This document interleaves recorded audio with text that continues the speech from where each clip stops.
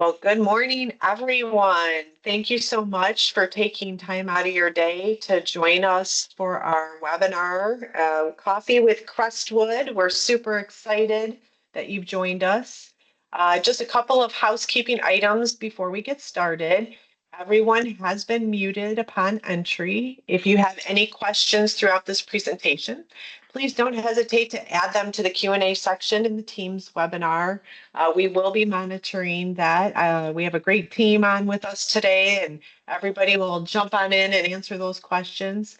But then we'll also address any additional ones at the end of the presentation that maybe requires one of our presenters on the call today.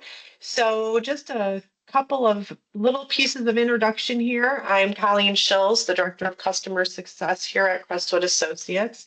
And I'm super excited. Joining me today is Jason McCauley, Solution Architect at Crestwood Associates, focusing primarily on the Microsoft space, really expertise around Business Central and Power Platform, and can do some pretty amazing things. And I'm excited for him to show you what he has put together for our agenda.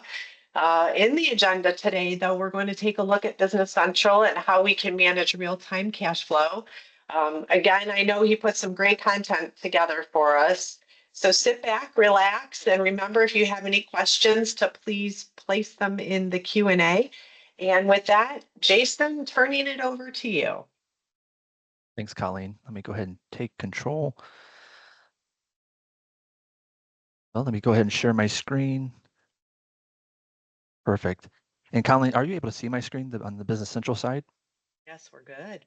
Perfect. Well, welcome everybody. And as Colleen mentioned, today we're going to discuss how to maximize cash flow visibility and stability in Business Central using real-time cash flow dashboards and looking at how we can automate some processes to help with that cash flow and make sure that we have good strategies and stability when it comes to liquidity. We have a lot to cover, so let's go ahead and jump in, and we're going to take a look at Business Central and how we can use Business Central, configure it, and set it up so it can provide us with this real-time feedback. So now that we're in Business Central, if you've never seen Business Central before, or maybe haven't seen it for a while, this is what's called your role center. And it's called a role center primarily because depending on the role that I have in the organization, the role center is going to be dynamically altered and modified and personalized for my role. So right now I'm logged in as an accountant. So everything that I'm going to see on this role center is going to be geared and relevant towards me as within the accountant role. So for today's purposes, we're going to look at how we can use Business Central and the data that resides in Business Central to provide us with some good cash flow forecasting and some data so we can make some data-driven decisions. But before we get into working with the cash flow, there are a few preliminary steps that we need to set up ahead of time. So we're going to just walk through those really quickly just so you can see how seamless it is to be able to set this up so that we can get that data. One of the first things that we have to do, though, is we have to be able to set up our cash flow accounts. So if we just look at here, and we go to cash flow accounts, we need to set up our cash flow accounts because this is going to set the bedrock of what accounts is our forecasting engine, our AI tool, going to use to be able to look out and forecast out based on these different accounts. So the first thing we do, we set up our cash flow accounts and say we're going to use these accounts as our bedrock, as our foundation for the accounts. Once we've set up our cash flow accounts, then we go into step 2, which is we're going to actually map those to our real chart of accounts. So now we set up our cash flow accounts. We then tie those cash flow accounts to our actual true chart of account, GL accounts that's within our chart of accounts to say receivables is going to be tied to receivables. And we set all this up ahead of time. We give it our update frequency of how often do we want Business Central to go back and update our forecast. You can have options of, well, never would not be a likely option, but daily or weekly, depending on your needs and how often you need to see that data updated. We give it our cash flow number series, how we're going to incorporate taxes into our overall cash flow, because that is going to be an impact on our finances. And we also have the ability with Business Central being a part of the Microsoft ecosystem, we are able to leverage Microsoft's investment into AI. And so we're able to use their Azure AI service to be able to not only take our data in and just spit us out regular reports, but also actually able to take that data and provide maybe trend analysis and predictive analytics when it comes to our numbers. So this would be step 2. So we've created our cash flow accounts. We then take those cash flow accounts and map them to our true GL accounts. And then the last step before we can actually look at our data is we need to set up our actual cash flow forecast. And we got to give it the data. So let's look at our forecast. I already have one here that's built. It's called default.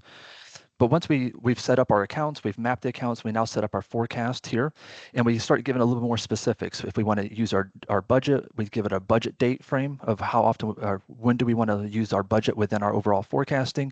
If we're going to incorporate manual revenue and expenses, our to and from for those. And then the last little bit here is we create our cash flow worksheet. And the nice thing about Business Central is because we've done those preliminary steps ahead of time with having our cash flow accounts and tying them into our GL accounts, we're able to then to use Business Central to have the system suggest specific worksheet lines to build this forecast. So for example, it's going to ask us when we go to build out this forecast, what sources do we want to include in this forecast? And we can get to toggle these on and off of what's most important for our business, of what do we want to have embedded into the overall forecast that's going to impact our analysis. So you can toggle on and off what you need to right here. Once you're good, it's going to suggest a specific, it's going to give you an idea of what those different forecast amounts are going to be for those various buckets. So you can see here Business Central has provided us, it's looked out and it's looked at our posted sales invoices, it's looked at our open purchase orders, it's looked at manual recurring revenues or expenses. It's taking all that into consideration and building us a worksheet that we can then register into our forecast. I've already done this, so I'm just going to come back here. And you can see once we tied all that in, it's starting to build us out the cash flow forecast statistics. The nice thing here is here's basically a trial of everything that what it's going to look like, and I have the ability to then drill down to figure out what is making up that aggregated sum. So I want to know where the 50,000 is coming from receivables. I can drill into this and look at the various cash flow ledger entries that might be making that up. So that was the preliminary bedrock. We've got that set. So now what can we do? Well, now we can actually, the system's set up to automatically to take in our data and provide us some reports. So let's see what we can do with that on the Business Central side. So we set up our system, our engine to do this for us. Again, now we're back on the role center. We get to then leverage our role center and our different embedded chart areas into the role center. So if I scroll back down on my role center and I come all the way down here, you can see I have some different reports that are built in here. So you can see I have one for cash flow, and this one's just specifically looking for total receivables, total payables, and it's providing me a nice bar graph to what to expect over the course of a period. And right now we're doing it by week. I would be able to change the period length depending on how I want to view this. In addition to this, this report that's embedded in here from Business Central, this is taking our Azure AI. So this is taking our sort of our manual inputs that we have into Business Central. This one's taking those manual inputs plus the Azure AI suggestions. You can see right here it's suggested, so it may not always be accurate, but it does a pretty good job. And then we get to see another cash flow forecast over here with the ability to then drill in, nice little tooltips, be able to drill in and see different areas that are making up those ledger entries. So we have a couple reports. We have one that's our cash flow, and then we have our cash flow forecast. The other nice thing here is we can also tie in Power BI because Business Central is a Microsoft app and Power BI is a Microsoft app. We have a good seamless integration between the two systems to be able to look at our data. So beyond our normal embedded reports, if we need a little bit more granular data and understanding of what's going on, we get to expand this out into a Power BI report. And I can open this up here to give us a little bit more real estate to be able to view this. And so I have the ability to drill down, and depending on how many different reports I have here, I can switch to different reports or report views. This is all interactive. So if I want to take a look at, say, this particular area for September 2024, all my data is dynamically changed. So this gives us a good understanding of our data is in Business Central. Once the data is in Business Central and we set up the preliminary configurations to be able to use that data, then we can start embedding real-time dashboards, charts, different types of reports to be able to use that data so that our different leadership teams or our different stakeholders within the organization can make some data-driven decisions. In addition to that, because this is a Power BI report, it also lives in the Power BI service. And because, again, this is part of the Microsoft ecosystem, you can always come up here to your little app launcher, which gives you quick access to all your Microsoft apps. And you can see right here, as Power BI, if I were to click this, it would open up a separate tab, which I already have. And then I'm back in my report. It gives me a little bit more understanding here. It gives me a little bit more visibility. I can still drill in. I can go to different pages to get a different view of the overall page. So that's a quick understanding of how we would use Business Central, is be able to set it up with our cash flow accounts, mapping them to our GL accounts, creating that forecast, letting Business Central then suggest the different worksheet lines, and then start to be able to use that data to give us some pretty good analytics. So I'm going to stop sharing my screen. I'm going to go back to the presentation.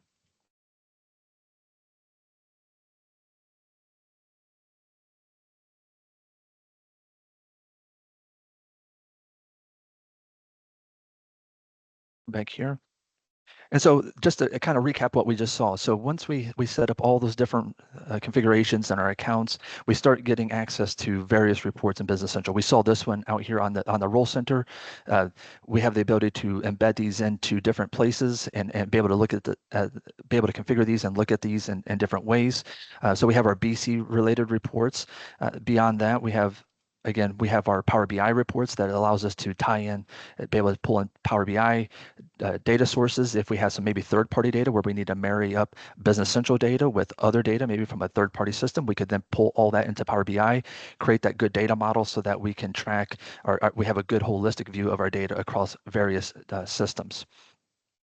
Now that we've kind of talked about on the real-time cash flow and visibility and real-time dashboards, let's talk about automating receivables and payables, because this is going to be the next area that we would need to discuss of, okay, now that we have good visibility into our cash flow and what maybe an idea and a forecast of where we're going to go and what it's going to look like maybe for the next quarter or 2 quarters or maybe for the next fiscal year, how can we use Business Central to now automate this so that we sort of stay on top of it, because cash flow is a very fluid thing, so we need to be able to stay on top of it. There's some different things that we can do within Business Central to be able to accommodate that. So let me go to the next one. So when we start talking about maybe automating the system or creating automation within the system to help us keep up on our cash flow, make sure that our receivables are low, make sure our payables are low and everything's under control, there are a few different areas within Business Central that we can leverage to help with that automation. For example, on the reminder terms from a customer, from an AR perspective, we have the ability to create reminder terms. And from this screenshot right here, this first box, the top box for reminder terms, we could create different customer groups. So maybe we have reminder terms that with various based on different customer categories, we could create different reminder terms and then assign those reminder terms to the specific customers. So we have the ability to create these different reminder terms, how many reminders we would have maybe within this flow of how many times we're willing to remind them. And so you can see for here we have 3. Once we set our reminder terms and we create our different codes for it, then we create our different levels. So we have 3 reminders, and then we create a reminder level of what the different reminders are going to be. So we have 1, it's going to be a 2-day grace period, and then it's going to recalculate the due date calculation based on 7 days, and then you can tie in some additional fees. So once we've set up these terms and we've assigned these terms to customers, if they're late paying their invoice, Business Central is just going to recognize, it's going to run its queue and say, I have a condition's been met, I need to run this reminder level. It's met the conditions for the grace period and the due date calculation, I'm going to issue this reminder. Again, hands off, it removes some of that manual processing, allowing the system to be able to, it already has access to data, allows the system to be able to use that data and act on your behalf if you choose to. So once we have our reminder terms and reminders level set up, we can start then scheduling it. So initially, when you start setting up reminder terms, it can be a very manual process where I would go in and maybe you would have a person who could manually run a reminder query and say who needs reminders this week for maybe receivables. You could do that.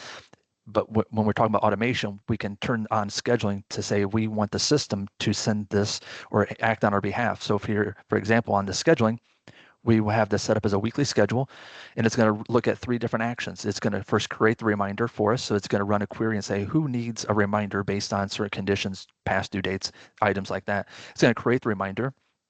It's going to issue the reminder, meaning it's technically going to issue it against the customer account. Nothing's been sent until that 3rd action. Now we're going to actually send the reminder to the customer saying you have an overdue, here's a reminder that you need to pay us, your due date was here. And so we have that system, we can set this up to help with that automation. And if I move on, you can see here, this is what it's going to create. This is the reminder that it created, say for trade research. It looked out there and it says you have 2 past due invoices for this amount. There's an additional fee because we attached that additional fee for that first reminder, so it automatically added that late fee for us. So this is the issuing of the actual reminder. So we're creating the actual document within the system and then tying it to the customer account. Once that happens, then they get sent to the customer and then they pay. So once we get beyond this, so that's from an AR perspective, that's how we could automate. So from creating our reminders, assigning those, creating those reminder terms, setting our different levels of the different actions that we wanted to take, assigning that reminder term to a specific customer or a customer category, and then configuring the system to be able to then reach into our data, understand who needs what and when, and then allow the system to automate that on our behalf to be able to make sure that we reach out to the customers and remind them at an appropriate time. And now if we talk about on the payable side from an AP perspective, there are a few various actions that we can take, just like we did on the AR side, we can also take on the AP side and maybe even more automation on the AP side. We won't get into all of it here because we don't really have the time, but we can automate on the AP side almost from beginning to end within the Business Central system. We can automate from the time that maybe we receive a vendor invoice all the way through to paying the vendor. Business Central has the ability to pretty much automate. It can be as manual or as automated as you want that process to be. But just to say we received a vendor invoice in, it's already in the system, maybe it's already went through an approval workflow based on certain conditions of who was purchasing, maybe it was a certain amount with a particular vendor. But let's just say that now it's at the point now where we need to pay our vendors. So how can we automate that, some of the payables situation? Well, in Business Central, once we have our vendor invoices in there and we have certain due dates that we're accountable for to pay the vendor, we can go to our what's called our payment journal within Business Central, and the payment journal is just an optimized general journal that's optimized for payments specifically. So it's meant to pay vendors. And the nice thing about within Business Central with this payment journal is you could, because it's a general journal, you could have the ability to, if you know what vendor you needed to pay this week, you could put the vendor and you can manually hand jam all the different lines in the general journal, or you can use a nice little feature within Business Central called Suggest Vendor Payments. And so within the general journal or the payment journal, if you clicked on Prepare and you said Suggest Vendor Payments, it's going to pop open this little window within Business Central. And it's going to ask you a few different filtering questions for some parameters and say, based on this, you want us to suggest vendor payments. What's the last payment date that you want us to suggest payments for? So for example, this one's by June 30th. So anything that is due before June 30th, I want you to use as part of the suggestion. Nice thing about this as well is with the automation, we can actually turn on vendor priority. Every vendor card has a priority level, and we can assign priority levels to our vendors. So for example, 0 being the highest priority and everything not 0 being less priority. So if we have vendors, we have priority levels set up on our vendor cards, and then maybe we come in here this week and say, well, I only have 5,000 to spend this week for payables, so I'm going to use vendor priority. I'm going to give an available amount of 5,000. It's going to be able to check different batches to make sure that we're not duplicating effort. I'm not working on this same entry and someone else is working on the same entry in another batch. Once we set up our different parameters, we can let it filter and it's going to suggest vendor payments for us. And because we use priority and available amount, it's only to suggest vendor payments, but to have the highest priority, but the total sum for all the payments is going to be less than 5,000 overall. So if I were to come over here, and we can see this here. Once I clicked suggest vendor payments, in this example right here, Business Central reached in to the data. It says you have 3 overdue payables.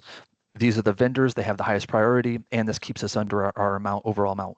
So I would be able to then review all this based on the suggestion and then post into my general journal or continue working, and maybe we hold this batch open for a little bit. So that's some different ways that we can automate between AR and AP.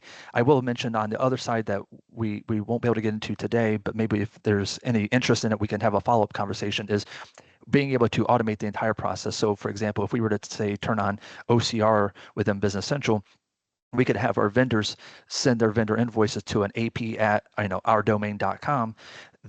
The vendor invoice, their bill reaches our AP inbox. Business Central recognizes it, picks it up, reads it, digitizes it, creates the corresponding e-document within Business Central, and now we've automated that entire process. We've now taken a very manual process of maybe scanning that document into the system, and we've automated it, and then we're able to then move that along into the rest of the process that we just saw. So those are a couple different ways that we can automate AR and payables. One other little caveat is that Microsoft is putting a lot of effort into embedding AI into a lot of these different features.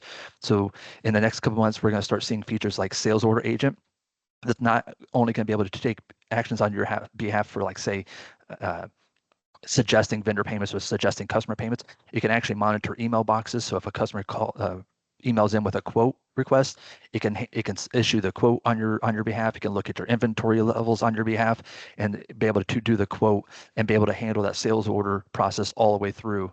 Same thing on the payable. So just a couple things to keep in mind as Microsoft starts to invest more into this AI industry and embedding AI. We're going to be able to have much more automation flexibility, and the ceilings get bigger and bigger as far as what we can do in Business Central. And then I will, with that, is some Q&A.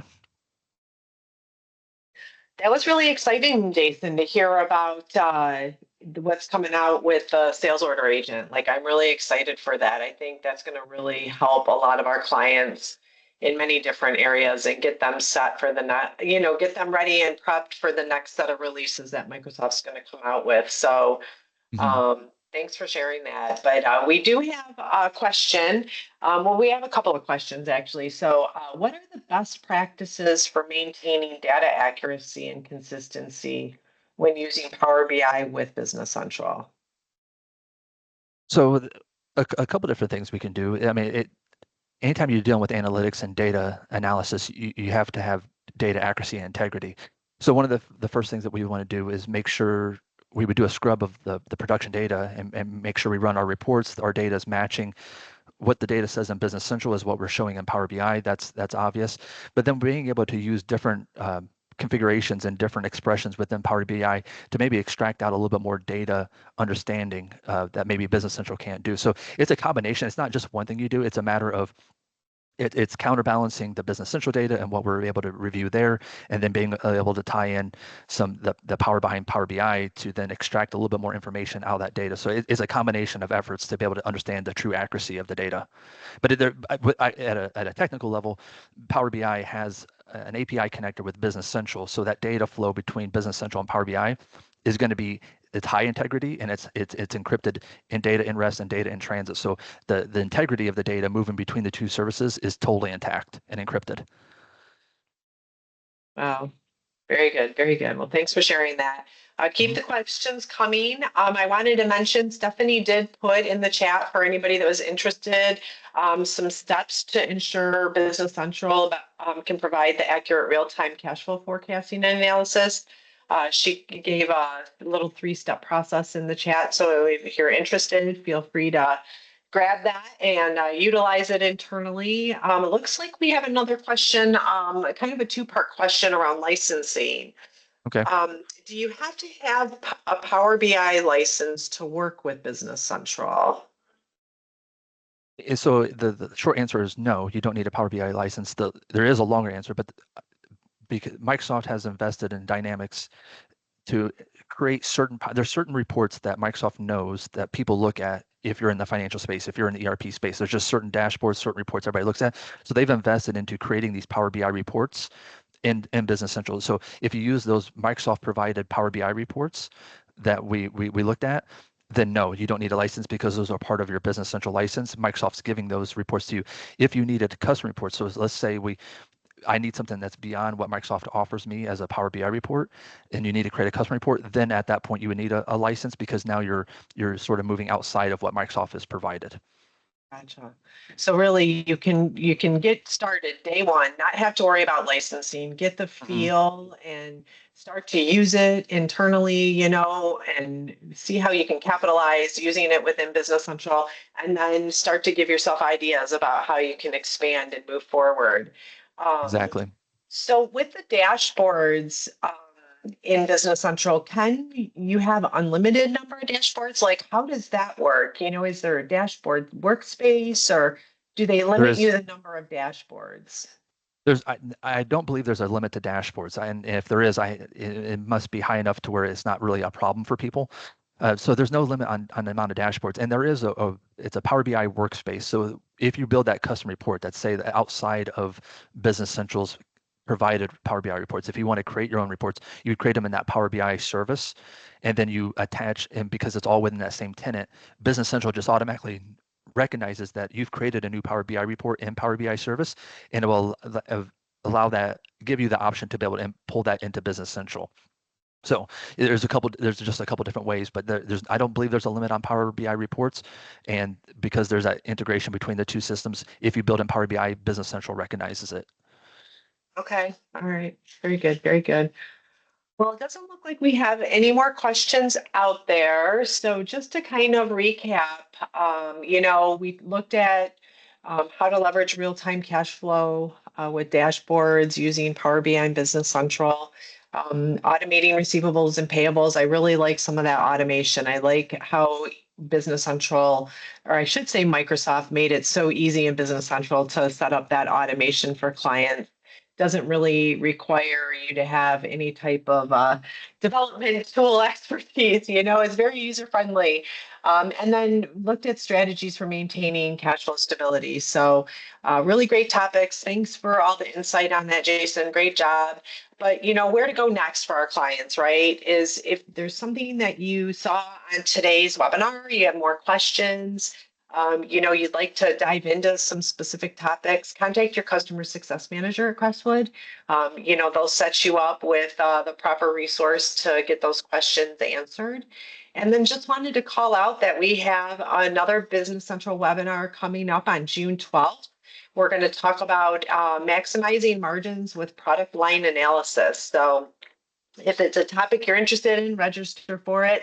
If you're able to attend, we'd love to see you there. If not, we'll send you the copy of the recording so you can utilize it at another date and time. So Jason, Kayla, Stephanie, Crestwood team, thank you so much for jumping on today and helping us put this Coffee with Crestwood together for our client base and to our clients. Thank you so much for joining. We appreciate you taking time out of your day.